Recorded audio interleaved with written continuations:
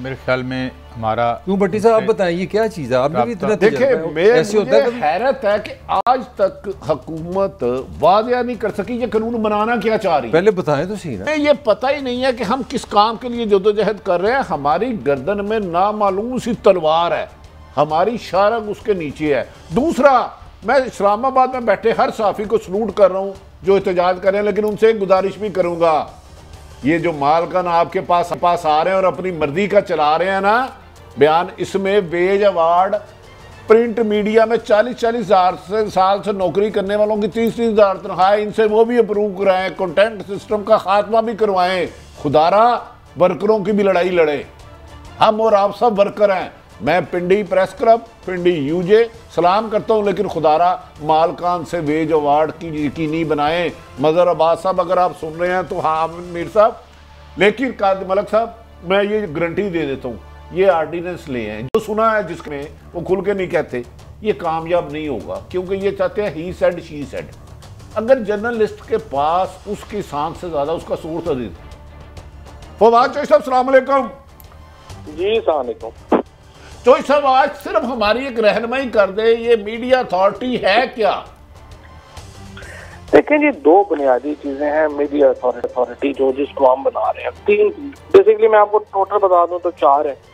सबसे पहली बात तो ये है कि इस वक्त 7 कवानीन हैं जो मुख्तलिफ मीडिया को रेगुलेट कर रहे हैं। उनमें पैमरा है जो इलेक्ट्रॉनिक मीडिया को देखता है, प्रेस काउंसिल है जो कि अखबार को देखती है, PTA है जो कि सोशल मीडिया को देखती है, और इस तरह बाकी इदारे हैं। मसला ये है कि ये आखिरी कानून जो बना है वो बना है 2002।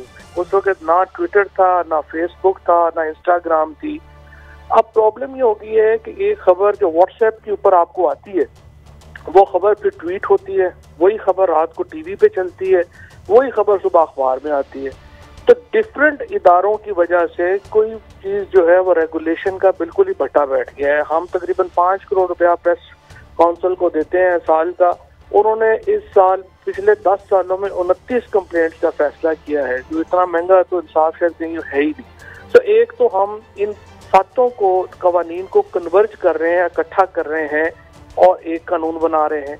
यही चीज यूके में ऑफकॉम में हुई है, यही चीज ऑस्ट्रेलिया में हुई है और हम भी उसी तरह कर रहे हैं। दूसरा हम ये कर रहे हैं कि हम जो इस वक्त जो हमारे इलेक्ट्रॉनिक मीडिया के वर्कर हैं उनके पास ये राइट नहीं है कि अगर उनका कॉन्ट्रैक्ट इन्फोर्स नहीं होता तो वो किसी मीडिया ट्राइब्यूनल में जा सके या अपनी कॉन्ट्रैक्ट इन्फोर्स करने के लिए को कर लें। तो हमने वो मीडिया ट्राइब्यूनल जो है वो कॉन्स्टिट्यूट किए हैं। तीसरा हम ये कर रहे हैं कि जो फेक न्यूज़ है, अगर फेक न्यूज़ है तो उसका फैसला ही नहीं हो पा रहा होता, तो हम ये ला रहे हैं कि अगर फेक न्यूज़ के ऊपर 21 दिन के अंदर उसका जो है वो फैसला होना चाहिए और उसकी अपील जो है वो ट्राइब्यूनल के पास जाएगी। ये 3 बुनियादी चीज़ें हैं जो कि मीडिया ट्राइब्यूनल में हम ला रहे हैं। अच्छा चौधरी साहब, ये फरमाएं कि एक और जो बात आ रही है, जो फाइन्स हैं बड़े ह्यूज हैं और 10-15, और ये वर्कर तो दे ही नहीं सकते बेचारे, चाहे वो बड़े महंगे एंकर ही क्यों ना हो। तो इस हवाले से कुछ आप इसको रीथिंक कर रहे हैं? देखिए जी, वर्कर्स के लिए तो वो फाइन है ही नहीं, वो तो ऑर्गेनाइजेशन के लिए फाइन है। और इस वक्त जो यूके में फाइन है वो 18 मिलियन पाउंड है। जो अभी हमने जो कानून बनाया है वो तो बिल्कुल उसके मुकाबले में कुछ भी फाइन जो है वो नहीं है, लेकिन फाइन के ऊपर ज़ाहिर बातचीत हो सकती है, कम करना है कम कर लेंगे, ये तो पार्लियामेंट डिसाइड कर लेगी कि उसको कैसे करना है। और दूसरी बात यह है कि ये जो इंडिविजुअल है या जो दूसरा ये जो सोशल मीडिया के लिए है वो फाइन ज़ाहिर है कि वो भी है, क्योंकि इस वक्त बहुत ज़्यादा सोशल मीडिया से फेक न्यूज़ बहुत बड़ी जनरेट होती है। चौधरी साहब, आपने फेक न्यूज़ की बात की, थोड़ा सा मैं पहले अपनी भी एक छोटी सी डेफिनेशन कर दूं। मेरे ख्याल में जो मैंने मीडिया पढ़ा है और मैं अच्छी खासी सालों से वाबस्ता हूँ, मुझे ये पता है कि जो एक डेमोक्रेटिक मीडिया होता है उसमें आप खबर देते हैं और आपकी जिम्मेदारी आप सच बताएं, ईमानदारी से बताएं। अगर आपकी खबर गलत है तो आपका रीडर, आपका व्यूअर आपको रिजेक्ट करेगा, मेरा अखबार नहीं पढ़ेगा, मेरा टीवी नहीं देखेगा। ये मेरी पनिशमेंट है फेक न्यूज़ की, जो मेरी समझ है। मुझे आप ज़रा ये समझा दें ये फेक न्यूज़ है कि, और ये आपका मसला क्या बना हुआ है, ज़रा ये ज़रा हमारी ज़रा रहनुमाई करें ज़रा। मैं आपको बता देता हूँ। मसलन फेक न्यूज़ ये है कि 4 हफ्ते पहले एक टेलीविजन प्रोग्राम में जब अफगानिस्तान का मसला बिल्कुल पीक के ऊपर था, एक खातून को बुलाया गया कि ये रूलिंग पार्टी की स्पोक्स पर्सन है। उन्होंने टीवी पे बैठ के फरमाया कि हमारी तालिबान से बात हो गई है और इंशाल्लाह ताला हम बड़ी जल्दी जो है वो कश्मीर पे कब्जा कर लेंगे तालिबान के साथ मिलके। अब उन खातून को रूलिंग पार्टी में कोई नहीं जानता, आप भी नहीं जानते, लेकिन इंडियन मीडिया ने अगले दिन उस अखबार को अपनी तमाम फ्रंट पेजेस के ऊपर शाया किया और कहा कि रूलिंग पार्टी के स्पोक्स पर्सन जो है उन्होंने पाकिस्तानी मीडिया के ऊपर ये कहा। एक ये मिसाल है। उसके बाद एक मिसाल ये है कि 4 दिन मीडिया ने, जो एक चैनल है उसने ये बताया कि किस तरह से पाकिस्तान के वजीर आजम ने अपनी तनख्वाह में ही लाखों रुपया इजाफा कर लिया है और उसके ऊपर जो है वो कुछ था ही नहीं। उसके अलावा जो सैंक्शन पाकिस्तान का एक ट्रेंड आपने देखा जो सोशल मीडिया के ऊपर चला, उसके बाद आपने देखा कि जो जब TLP यहाँ पे मुजाहरे कर रही थी उस वक्त जो सिविल वॉर इन कराची का जो ट्रेंड जो है वो चलाया गया, जिसका मकसद ये होता है ये जो फेक न्यूज़ जो नई मॉडर्न एरा में चलाई जाती हैं डिस्टेबलाइज करने के लिए सोसाइटी को। ये खबर कोई फेक खबर नहीं है कि आज आपने कह दिया कि मुझे लग रहा है फलाने बंदे को वजीर बनाया जाएगा और अगले दिन वो वजीर नहीं बना, तो ये तो फेक न्यूज़ नहीं है, ये तो एक ओपिनियन है, गैस है।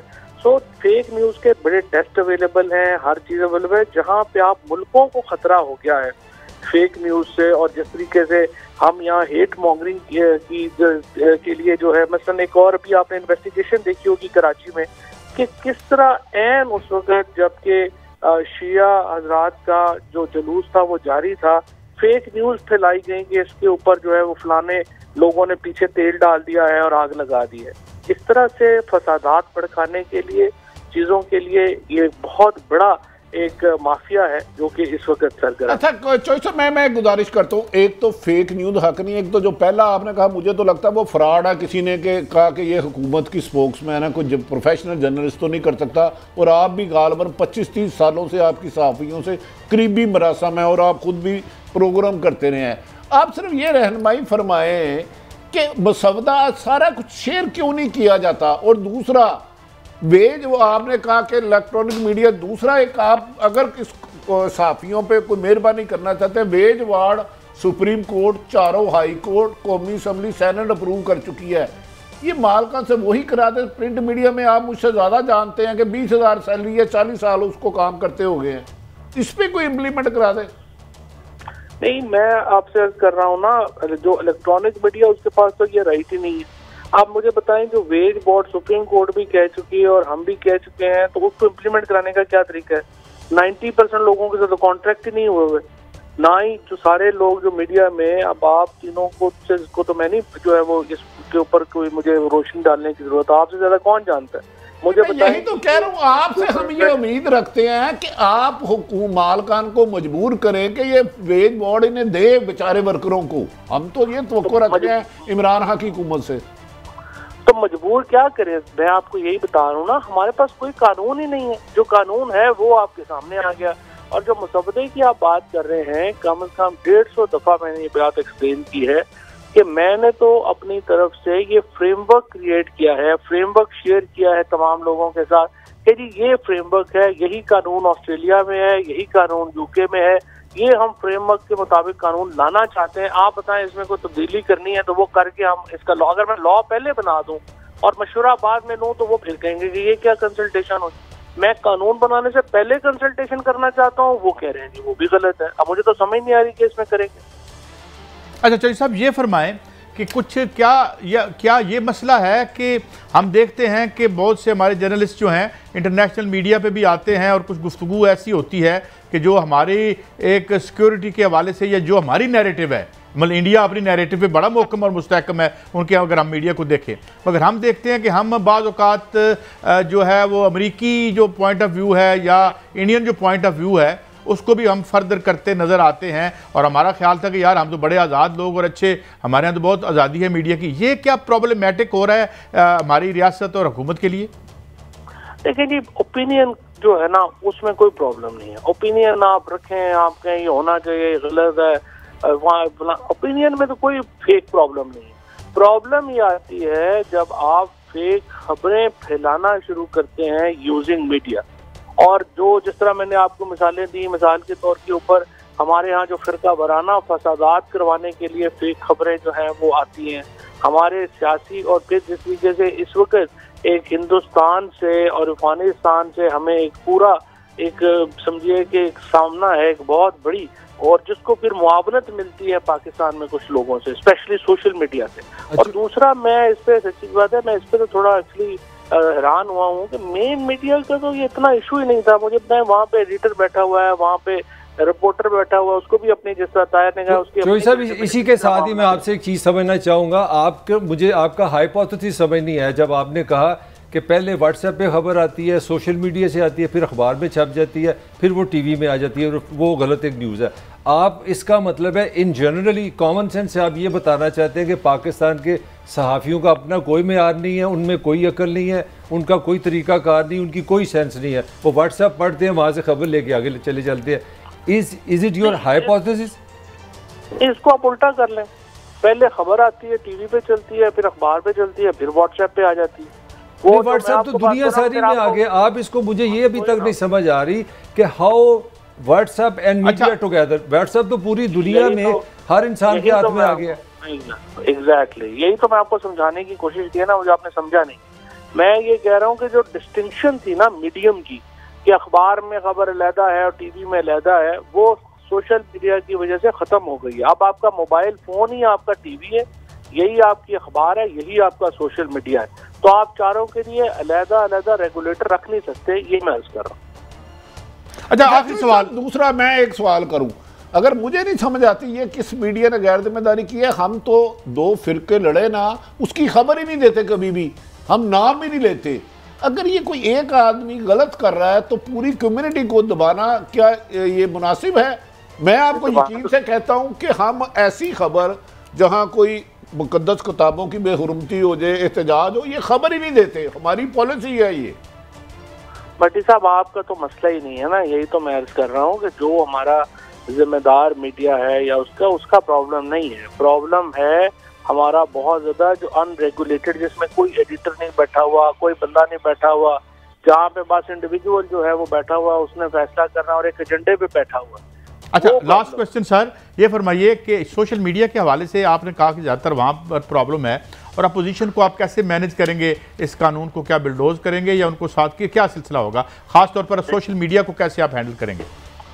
देखिए, सोशल मीडिया को हैंडल करने के लिए एक तो पीका में रूल्स जो हैं वो आते हैं और उसको जो है वो हम लेके आएंगे, और दूसरा जो है वो इसमें भी ट्राइब्यूनल्स में जो है वो भी हम लेके आए हैं। हम कंपनीज, एक तरफ कंपनीज जो है उनके साथ रेगुलेशन पे बात हो रही है, दूसरे तरफ वो इंडिविजुअल जो यूज करते हैं उनके साथ रेगुलेशन पे बात हो रही है। तो दोनों के ऊपर जो है वो इंशाल्लाह ये इम्पोर्स होगा, और ये वही ट्रेंड्स है जो पूरी दुनिया में चल रहे हैं, हमको लगा मुल्क को नहीं है। बहुत शुक्रिया।